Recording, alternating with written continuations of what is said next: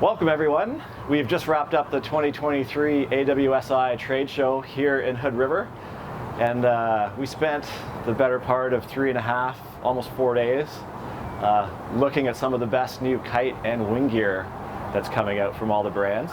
And 5 trends are definitely emerging, and we've come up with a top 5 list of trends.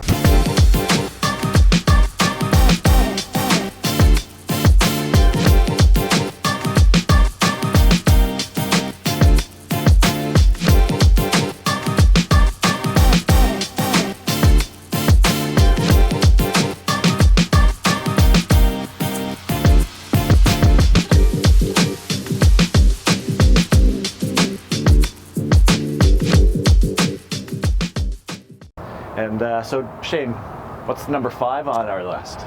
Number 5, I believe we thought that the expansion of big air kites, especially big air kites that aren't just for kind of the experts to do mega kite loops and the super technical stuff, but big air kites for the more recreational person that maybe just wants to jump high and make it really easy for them to jump higher and longer. So it was kind of neat to see. I think there was ones from Air Rush and Nash, and even North's big air kite is pretty easy to use as well. Ocean Rodeo has a new one too. The flight, they've added 2 new struts for recreational. That's right. So that was a kind of a cool trend, because the big air category of kiteboarding is one of the ones that has expanded over the last couple of years, and it keeps the sport exciting. And I think people really like to watch people go high and also get as high and far as they can when they jump. So that's pretty cool. Yeah. Well, not being a mega looper myself, I'm definitely looking forward to testing the recreational big air kites down in Cape Hatteras this fall in October. Yeah. So how about our number 4? Number 4, we thought was the overall expansion of the number of wings, just the sheer number of models of wing. For not even both getting into the sport and or excelling in light winds as well, and advanced wings. So the number of wings was just incredible compared to just a couple of years ago or even last year.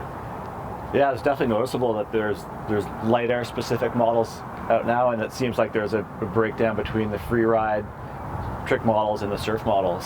Yeah, absolutely. So we're looking forward to getting on all of those, and it was pretty cool to see the sheer number of people out there winging compared to last year.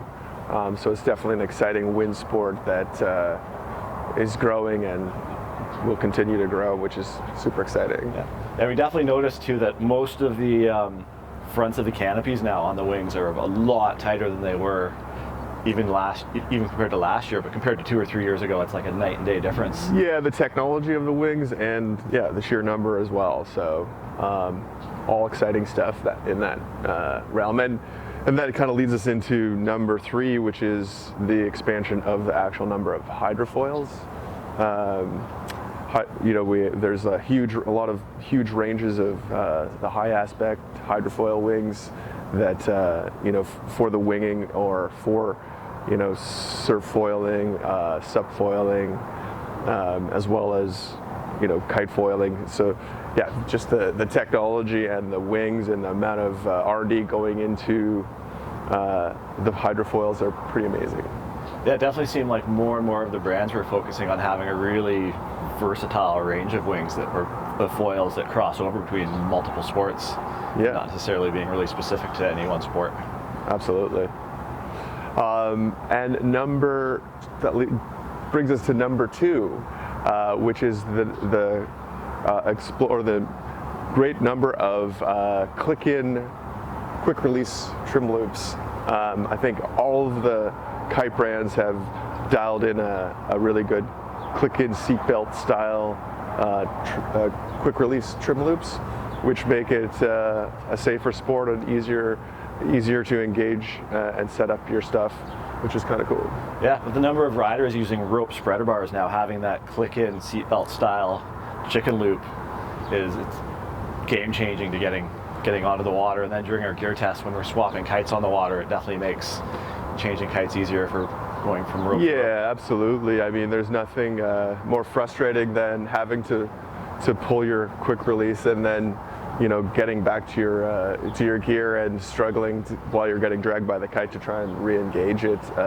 So having that technology and with everyone adopting it is great for safety and functionality, and so it's a good thing. And that brings us to number one, the category that I'm most passionate about right now, which is the new lightweight exotic materials. Yeah, so it is really cool to see the industry adopting new materials to increase the performance by decreasing weight and reactivity of both kites and wings.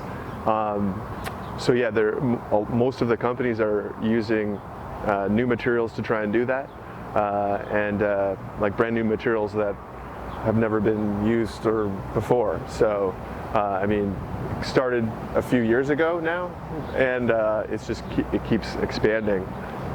So that is very cool. Yeah, the first Alula kites definitely changed the game when it came to lightweight materials and lightweight kites. What did you notice performance-wise is the biggest advantage of the lightweight kites? Well, yeah, I mean, as everyone knows, you know, the lighter your equipment is, the more efficient it is. So from, you know, having a lightweight kite, I do a lot of wave riding, so having a light kite that can drift and you know, let you focus on riding the wave, whether you're on a foil or a surfboard, that is key. As well as, you know, the lighter a kite is, it's going to relaunch a lot easier, and also, you know, it's not about weight, but a lot of this material is stiffer and more reactive, so you get, you know, faster reactivity from your kite. So, you know, as soon as you turn it, it turns, and so, you know, that coupled with and seeing the, you know, not only leading edge material, but now Ocean Rodeo actually has new canopy material that is composite, which is super exciting because one day there'll be an entirely new composite created kite product, which hasn't, you know, which is really neat, using materials that have never been used before. So yeah, Richard from Ocean Rodeo was saying that their goal is to get the weight of a kite down to below 3 pounds. Yeah, which would be pretty impressive. Very impressive. So it bodes well for the future to see all this technology, and great to see the industry investing in you know, driving our sports to new levels with new materials. So for more information about all of the gear we checked out this week, we've got 2 websites you can go to where all the videos will be posted. We've got kitesurfingmag.com, which is well established, and we're launching a brand new website, which is wingsurfingmag.com, and you can find out all the latest wingsurfing magazine information on that website. So make sure you subscribe to both of the YouTube channels that we have set up as well, and give us a like. And if you have any questions about any of the gear, put some questions down in the comments, and we'll be sure to either answer them ourselves or find some industry people to answer them for you.